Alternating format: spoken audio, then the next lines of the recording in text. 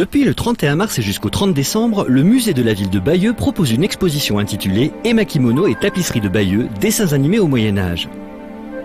Cet événement a été réalisé et conçu par 3 spécialistes.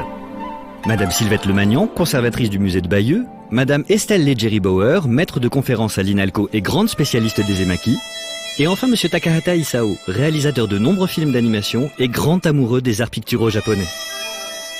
Pour la première fois en Occident, sont donc réunis dans un même lieu une reproduction du rouleau du grand conseiller Ban Dainagon Emaki, classé trésor national au Japon, conservé au musée Hidemitsu, et la très célèbre tapisserie de Bayeux, inscrite au registre Mémoire du monde de l'UNESCO. Pourquoi ce rapprochement entre un ema-kimono et la tapisserie de Bayeux? Pour remarquer par exemple les similitudes dans la manière de faire un récit historique à travers l'image. En effet, comment ne pas trouver extraordinaire qu'à des milliers de kilomètres de distance, des œuvres puissent avoir utilisé des procédés visuels comparables pour rendre vivant un long récit par une mise en scène de l'image et du texte. Même si ces œuvres datent du XIe et du XIIe siècle, elles restent d'une fraîcheur et d'une modernité tout à fait étonnantes.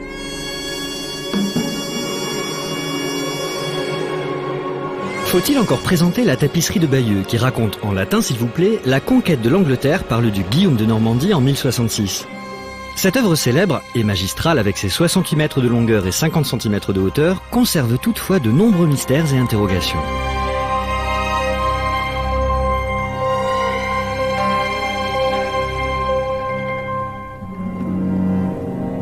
La tapisserie a une longue histoire, elle a été créée au XIe siècle, mais malheureusement tout repose sur des suppositions, des hypothèses. Il n'y a pas d'archives, nous ne sommes pas sûrs du nom de son commanditaire, nous pensons qu'il s'agit du demi-frère de Guillaume le Conquérant, qui était évêque de Bayeux et qui s'appelait Odoncre.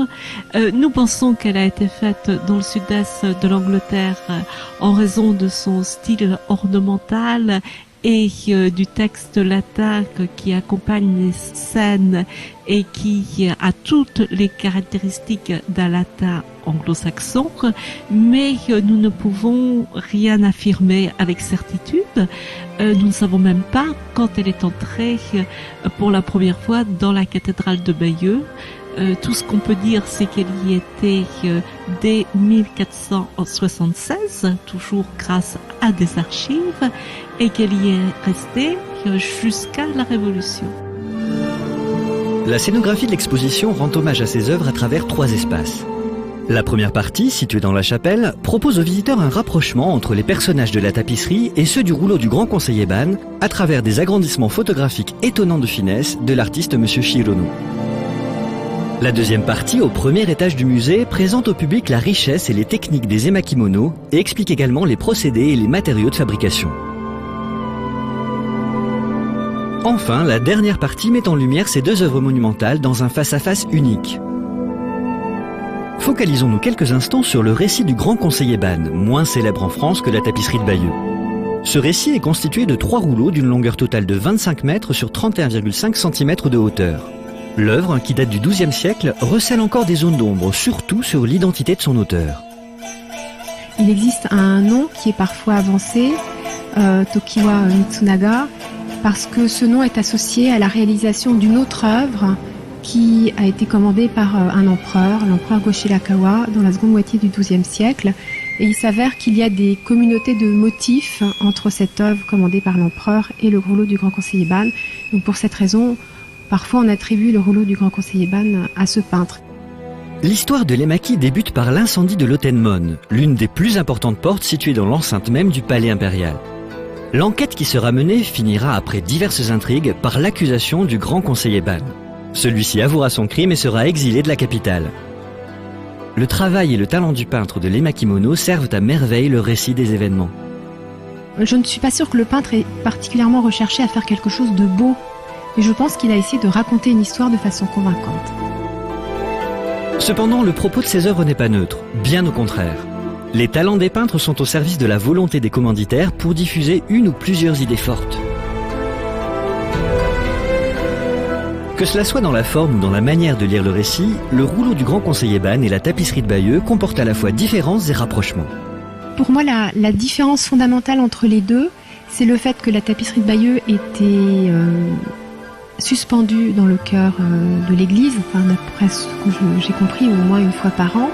Et donc, c'est d'abord un objet qui peut être saisi d'un seul coup d'œil. Il y a une sorte de monumentalité.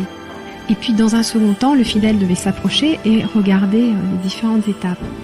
Un rouleau, c'est plutôt comme un livre. Donc, il est fermé, c'est un petit objet, mais c'est un objet précieux.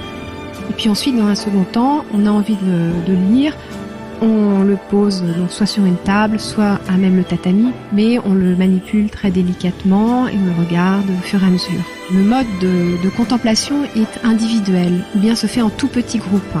Dans les deux cas aussi, ce sont des histoires au sens où il y a un début, un développement et puis un dénouement. Donc là, on peut bien sûr trouver des parallèles. Une autre grande différence, c'est la technique. La broderie, c'est une technique qui est très lente. Je pense que c'est pas une technique qui prime la spontanéité, mais en revanche, c'est une technique où on peut faire des choses très très fines. Le cas des emaki, on est dans la tradition extrême-orientale où le trait de pinceau est très important, et ça se voit particulièrement dans le rouleau du grand conseiller Ban. Depuis déjà de nombreuses années, les recherches sur le cinéma ont permis de montrer que les techniques de mise en scène présentes dans les emakimono sont encore aujourd'hui utilisées dans les films, et en particulier dans les films d'animation. L'idée de faire un rapprochement, disons, entre les emaki et le cinéma remonte en fait aux années 1920-1930, à une époque où le cinéma, on découvre le cinéma, on théorise beaucoup sur le cinéma, on parle notamment du montage. Et donc, à ce moment-là, il y a des gens, des historiens d'art, des critiques qui ont vu des liens. Bon, ça concerne une ou deux œuvres, c'est pas très systématique, mais par exemple, la notion de fondu enchaîné, elle a déjà été proposée dans les années, alors peut-être 30.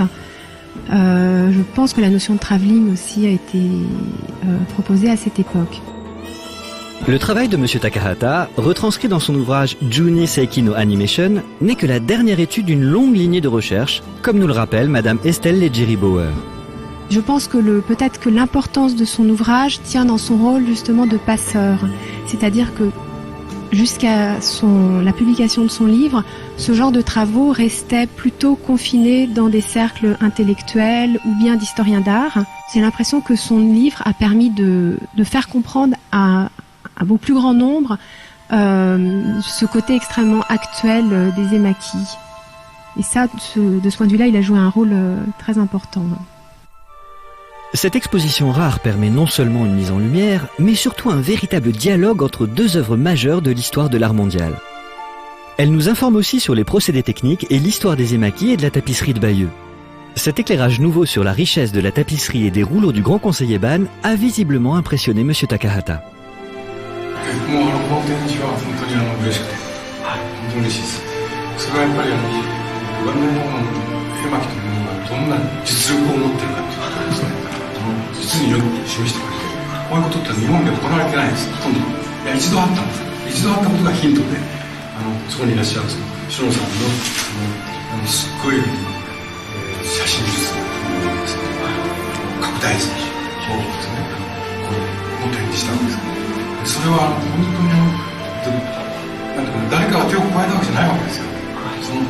もともとその小さいものに含まれていたものを我々の目じゃそれが十分認識できない。それを見事に拡大することによってですね、構成されてそれを捉えて私たちに知らせてくれたわけですから、こんな展覧会ができたことは本当に嬉しくて、しかもこういうことを